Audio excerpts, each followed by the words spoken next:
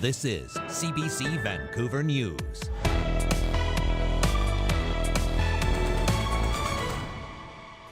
I'm pleading that the decision makers find their moral compass and understand what they're doing to us and our children, because it's not right. Hundreds of people living at a North Shore marina say they've been told to shove off for repairs, and many worry there's nowhere else to go.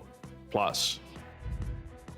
And I was just like, oh my God, it's like a 19 times increase of rates, which seems crazy, and I don't know even how that's legal. Swiftie sticker shock. Several Vancouver hotels are offering rooms during the singers' concerts next year for thousands of dollars a night. And it has been a roller coaster. El Nino is absolutely on a lot of people's minds. Winter waiting game. Drought and climate change means some BC ski resorts are off to a slow start. Hello, I'm Dan Burritt. Thanks for joining us. Hundreds of people living in a marina in North Vancouver say they have been handed an eviction notice. The popular marina says it needs to repair docks, which will displace many residents who live in boats and boat sheds. As John Hernandez shows us, some are worried they have nowhere else to go.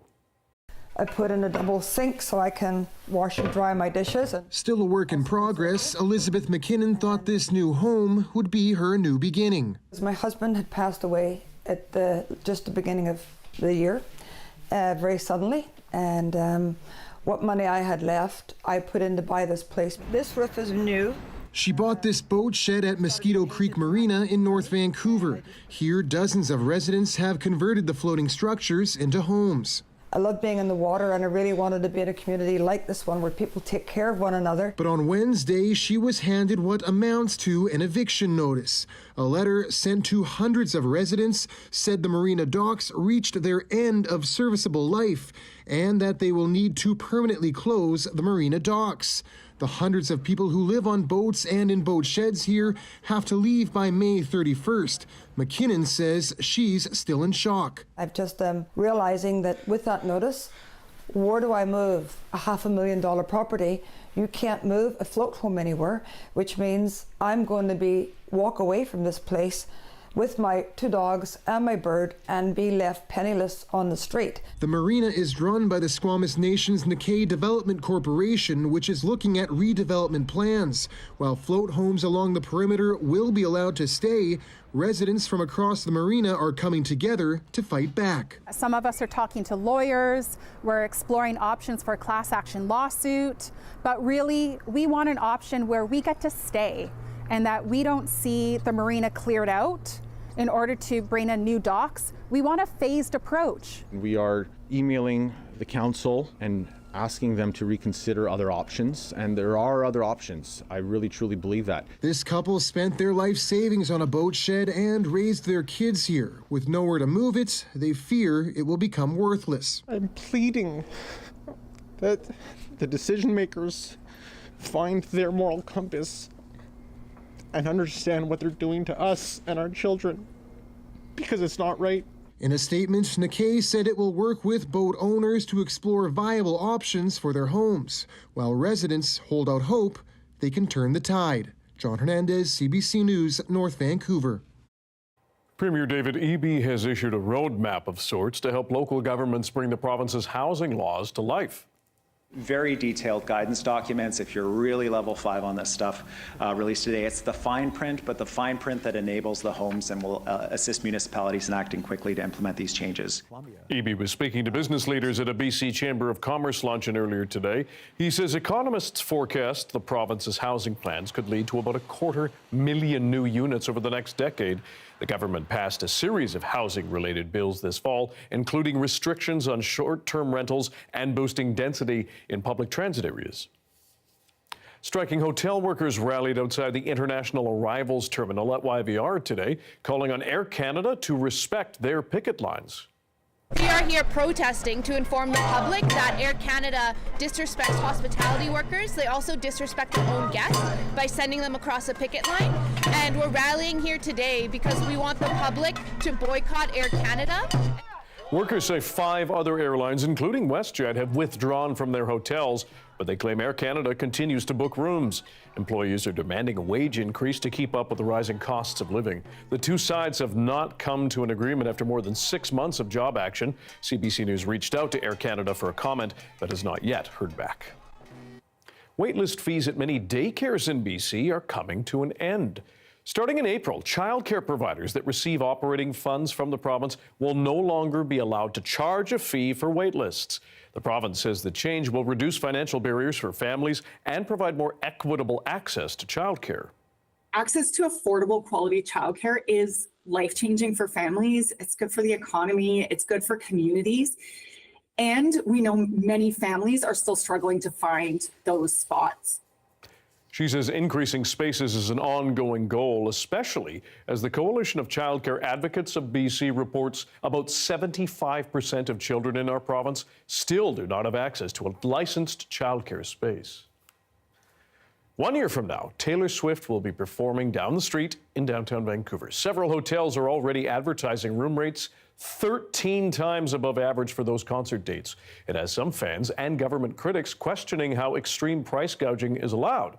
As Tanya Fletcher reports, the province says it's now in talks with the industry to limit hotel surge pricing. She's the hottest show on the planet right now, just named Time Magazine's Person of the Year. And come December of next year, Taylor Swift will be bringing her Eras Tour to BC Place for 3 nights. It's so good to be back in Canada. Fans are flocking to Vancouver from all over the world, including Sarah Palmer, who's flying in from Florida with her partner and a friend. That is, if they can find a place to stay. Vancouver was the only city we were able to get tickets to. And I knew it was going to be hard. Taylor Swift is like the Super Bowl. I knew it was going to be really difficult to get hotels. She made contact with the Quality Inn on Granville Street downtown. For 2 nights in a standard room, she was quoted upwards of $3,700. The hotel explicitly said rates had gone up to match demand during the Taylor Swift concert dates. And I was just like, oh my God, I could get a hotel room in their hotel this weekend for $98 a night. So that's like a 19 times increase of rates, which seems crazy. And I don't know even how that's legal. CBC News asked the Quality Inn how they arrived at that price. Management said rates are based on availability. And when there's a big event in town, that availability goes down. That was definitely like a shock that someone would even want to do that or charge people or take advantage of people in that way. And it's not just that hotel either. Many only open up their rooms a year in advance. Her first show is exactly a year from now. So if you go on Expedia and look at those dates in December, you can see several rooms listed at $1,700, $1,800, even $1,900 per night. Keep scrolling even further, you'll see many are sold out altogether. The BC Greens are arguing the province needs to do something about it, saying, quote, this is further evidence of a government with no interest in protecting people from unfettered profiteering. Instead, the NDP continues to rely on the same free market structures that got us into this crisis to get us out of it. BC does have a piece of legislation called the Hotel Keepers Act, but it's largely in place to protect accommodation providers. We asked the province whether it would look at any mechanisms to prevent hotel surge pricing. Before considering changes to any laws, the government says the first step is to consult with the industry. The tourism minister telling CBC News, quote, people deserve fair prices. The province is reaching out to hotels to discuss fair pricing for major events to ensure there's appropriate balance between visitor experience and hotel sustainability for people visiting BC. If the trajectory continues, the demand continues, hotel prices will go up. They are a function of supply and demand. The tourism industry says Vancouver is roughly 15 years behind in terms of supply. We need to build hotels, but we have not put the emphasis on the policy and permitting to speed up the development of hotels. The sector has started an accommodations task force to work with the city. One city councillor admits something needs to change. So the rates, just like rents when they go up, when we don't have enough places for people to rent somewhere to live, same with hotel rooms. So it gets much more expensive. This fall, City Council passed a motion to look at updating zoning rules. That was the signal that Council sent very clearly, is that we want to look at creative proposals and options. And so hopefully we'll get a report back from staff soon that gives us some really concrete updates to policy. But in the meantime, some fans might end up relying on each other for a place to stay. I know a lot of people on the Facebook group that I am have thrown out their homes for other Swifts coming into town. So I know that like other people in the city would take care of the people traveling in. She adds it's disheartening to pay $175 for the concert ticket, while her accommodation will likely cost 10 times that. And there's nothing she can do about it. Tanya Fletcher, CBC News, Vancouver.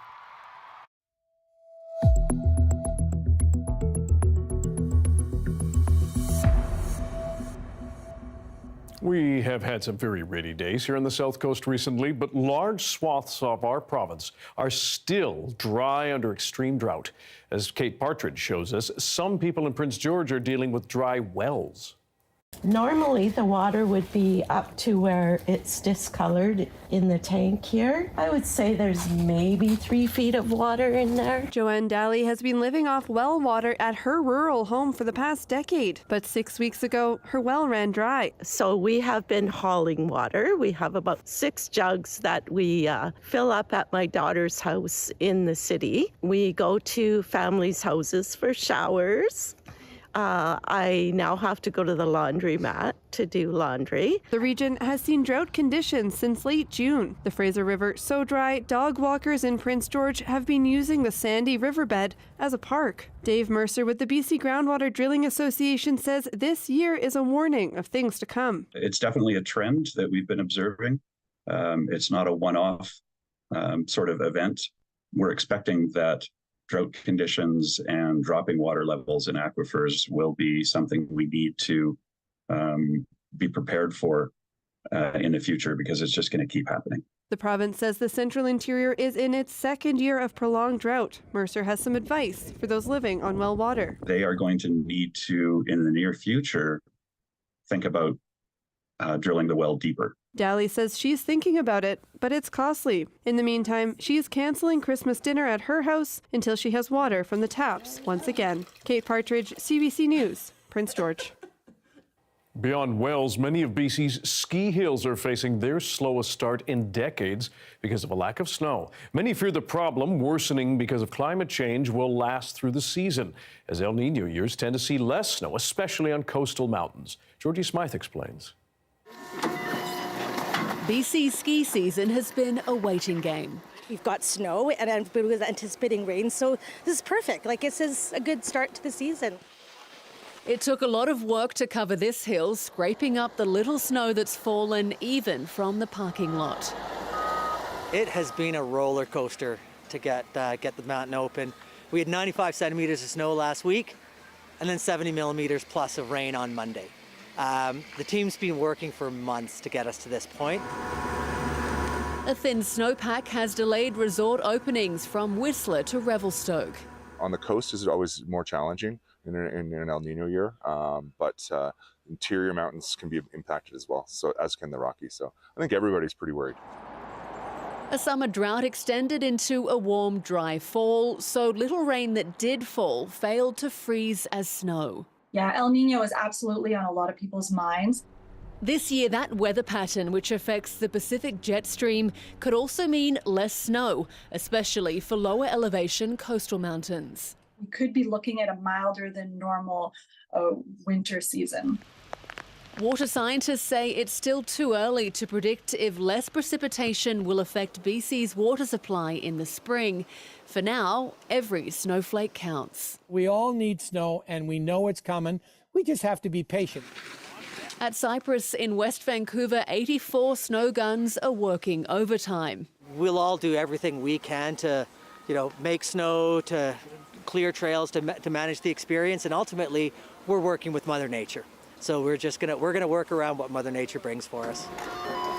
To make the best of any snow that falls. Georgie Smythe, CBC News, Vancouver.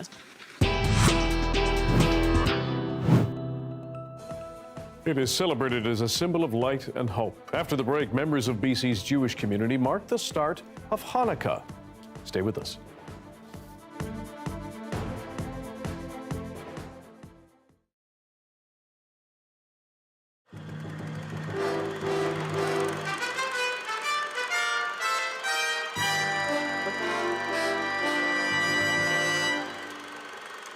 And hello to everyone watching our commercial-free live stream. Tonight is the first night of Hanukkah. Jewish communities around the world are lighting the first candle on their menorahs, including here in BC. And we'll have more on that story coming up. But in January 1985, members of Vancouver's Jewish community were reeling. A firebomb ripped through the Temple Shalom synagogue. Congregants raced to save whatever they could. Terry Dolan has the CBC story from 38 years ago. The search continues for the person or persons responsible for the arson attack that gutted the interior of the temple last week. It's seen as an example of naked anti-Semitism. This weekend, members of the Temple Shalom congregation held their regular religious ceremonies in the Jewish Community Center. Mayor Harcourt was there to give assurances that attacks such as that made on the temple cannot and will not be tolerated. Said that this was not just a tragedy that affected the congregation of Temple Shalom and the Jewish community. It was a tragedy that affects us all. It is a blow against our freedom, not just our freedom of religious worship, but our freedom as a community. And it's very important for us to be part in the rebuilding, all of us, of Temple Shalom. Rabbi Philip Bregman said the firebombing should serve as a warning to all Canadians who respect freedom of worship. If our synagogue could be bombed, so could their church, so could their library, so could any institution which fosters democracy, justice, and peace. For that's what our synagogue stands for, and that's what the churches of Canada stand for. Today, members of the congregation expressed astonishment that an arson attack on a synagogue could take place in this country, in this city, and at this time in history. It's kind of like it was kind of out of my mind that I thought anti-Semitism was not really a thing that was a major factor. It makes you, like you heard all these things, we think about Nazi Germany, all that, but you always think, oh, it'll never happen here, it'll happen anywhere else, but not here. And all of a sudden you realize, whoa, it can happen here. It just kind of brings it home. Yeah, it's scary. In one way, it's very frightening, because when I was carrying the books out of the building, I thought to myself, this is something that was done in my parents' generation. They carried books out of burning synagogues. I never thought I would have to do that. I don't know what it is, but it scares me. That's all. We run away. I'm not going to run again. Terry Dolan reporting in 1985. Stay with us. Coming up, you're going to hear from that same rabbi today and see what they managed to save from that fire. Stick with us.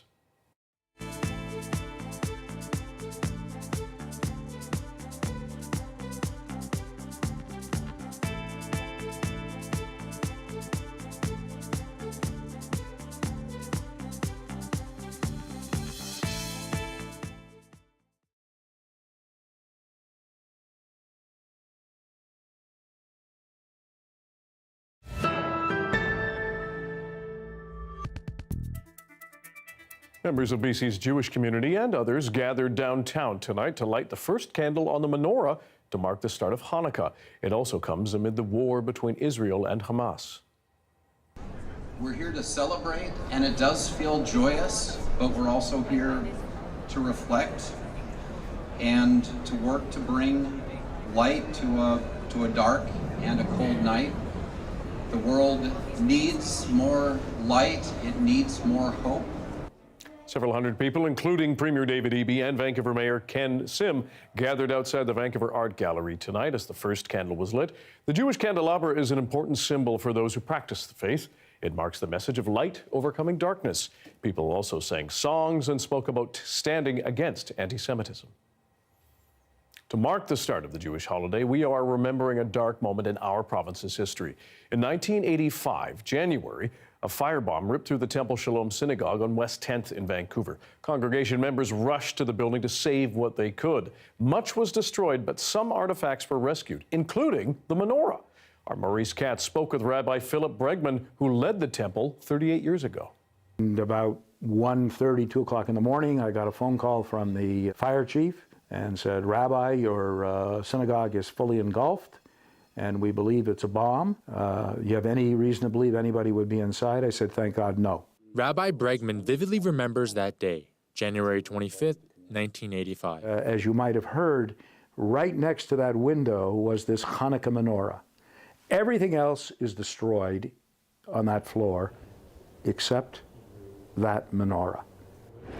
Temple Shalom was rebuilt 3 years after the bombing, and that menorah is still being used there today. This is the part here that we believe when the fire got so hot that it happened to burn this one weld or this one junction. And so we took it and had it welded back together and repaired it and restored it, which is so much the theme of Hanukkah, to repair, restore, and renew. The menorah, or Hanukkah, is now an important symbol for the community. Just like the Hanukkah, where you use one candle to kindle all the other lights, the light of this menorah, which can remind us of the light of religious freedom, can also remind us of the light of inclusion, the light of social justice, the light of peace, the light of brotherhood and sisterhood in our community, the light of respect for human life in all of its places, in all of its spaces, here in Israel, in Gaza, and around the world. Both Rabbi Bregman in 1985 and Rabbi Moskovitz now praised the resilience of the Jewish community in the face of anti-Semitism. This is 1985. The Jewish community in Vancouver was particularly small. But maybe in some ways the other light that was shined at that time, in the midst of the raging fire of hate that brought this terrible tragedy to our synagogue, was a spotlight was shined on the Jewish community to see that we are here, that we are a vulnerable population, and that we are worthy of the community taking notice of us and even trying to surround us with love and protection. If our synagogue could be bombed. They also expressed their concern over the rise of hate towards all marginalized communities. So I can't fight anti-Semitism alone. My Muslim colleagues can't fight Islamophobia alone. The indigenous population, the black, whatever the group is, cannot fight the racism against them alone. We need to be there with each other. And with that, we give a sense of hope to each other to say, you're not alone in what's going on. And that really is the message of Hanukkah, that whatever they're going to throw at us, we're not going to let them diminish the light. Temple Shalom's surviving menorah is one example of that light that appears in so many celebrations this holiday season, from Diwali and Kwanzaa to Christmas and Hanukkah. Maurice Katz, CBC News, Vancouver. There's a look at Cypress Mountain, which opened earlier today. Darius will have your BC-wide forecast right after this.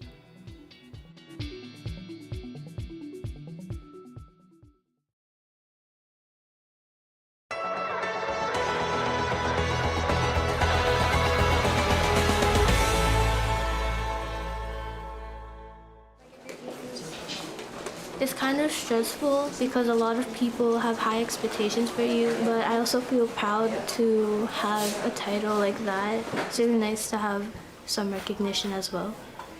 Hi, my name is Giselle Akira Policarpio, and I do Sikaran and Arnis. Sikaran and Arnis is one of the ancient styles of fighting in the Philippines, Sikaran meaning foot fighting, and Arnis being a type of weapon from the Philippines.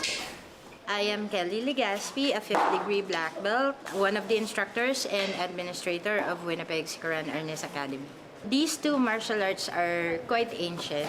How they started was during the times of the Spanish invasion of the Philippines. They make it look like a dance, so the Spaniards doesn't know that they are actually preparing for war to defend the land.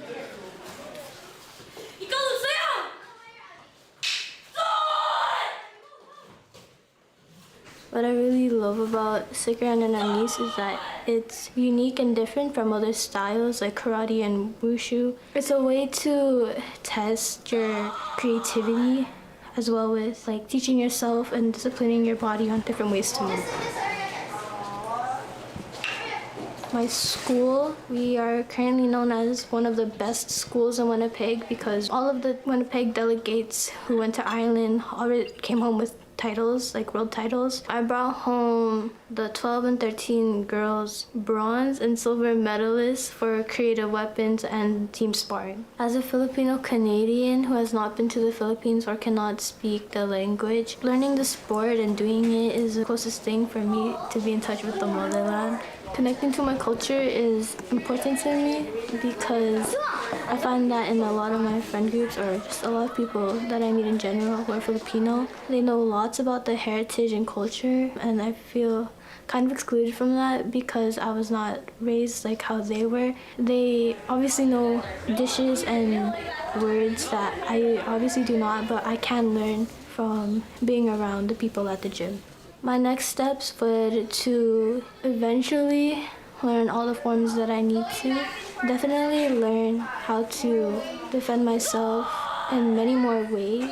Also to really help get Sicaran and Arnis recognized in the martial arts community and make a name for myself.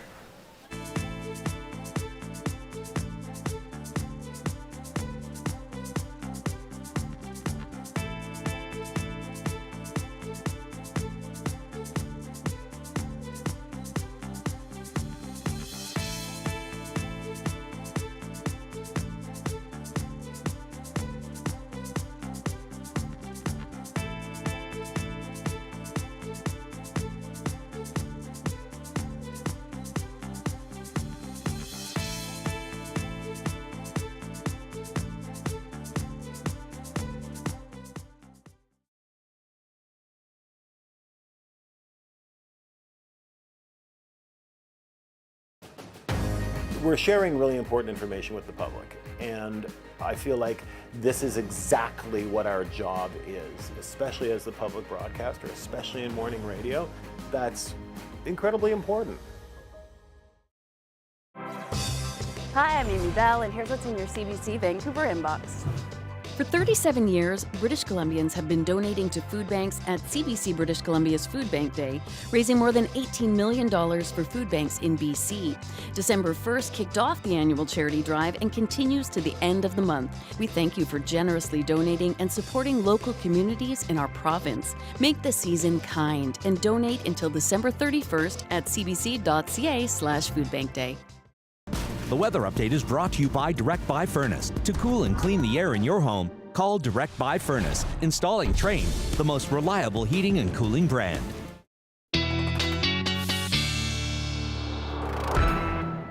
Darius Madevi has our BC-wide weather forecast now. And a final drought update on a situation that has really dominated the climate and weather cycle in BC for much of the year. Yes, that's right. And you can see, if we compare it to 2021, a fairly average end of the drought year. So this is the end of October. That was the last drought update of this year. This is our update from the last week at the end of November.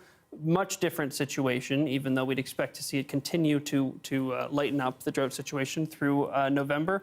The Northeast still in severe drought conditions, all for the last 5 months, 6 months or so. And if we take a look, you can see that's the exact same spot where we're seeing the most severe drought at the end of last year as well. So these conditions have really carried right through this year, and I wouldn't expect it to get too much better next year. It seems like we will go into another situation where we are primed for a severe drought in the Northeast because we're going to see an El Nino year. We typically see drier conditions across much of Canada, so expect less precipitation in the spring. And we're going to see a warmer winter, which means reduced snowpack feeding those early season reservoirs. So not looking great for next year. But for right now, we do have precipitation on the way for the southern parts of the province, a lot of it coming in the form of rain and some snow. Another atmospheric river, this one coming a little bit further south, but we'll still feel the impacts here. If we take a look at our precipitation forecast, you can see, there we go, on Saturday, dry day tomorrow, but then Saturday that crashes in, some rain, but freezing levels are going to be quite low, so expect quite a bit of snow if you're at even slightly higher elevations. But for the most part, if we see this repeat, we're going to see those flurries break into parts of the interior. So we have a ridge of high pressure tomorrow, keeping us dry, but very short-lived, breaking right down. So here's our ridge of high pressure. We're pretty much dry tomorrow, except a little bit in the southeast and the north coast. But then we see that real snowfall come, flurries throughout the interior and at higher elevations on the coast. But you don't even need to be that high in terms of elevation, because once we get through this day tomorrow with the mostly sunny skies and a little bit of snow in just more central parts of the province, you see that if we look at our local mountains here, we're going to see that snow accumulate on Saturday, but even possibility that it makes its way here to Metro Vancouver, because whereas usually we have those westerly winds bringing warm Pacific air that keeps us snow-free and mostly just rainy, this time we're going to have northerly winds pushing that snow down, possibly to parts of Metro Vancouver. So I'm not making any promises, but it might be a more festive weekend. Haven't put it here in the forecast. Likely just rain, but it is a possibility. So if you want snow, fingers crossed. There you go. And if you want it staying up on the hills, even better. Thanks, Darius. Thanks, Dan. That is your late news for Thursday. Thank you for joining us tonight. For news at any hour, check our website, cbc.ca/BC. Your next local news is on the early edition on CBC Radio 1 that begins tomorrow morning at 5:30. Have a good night.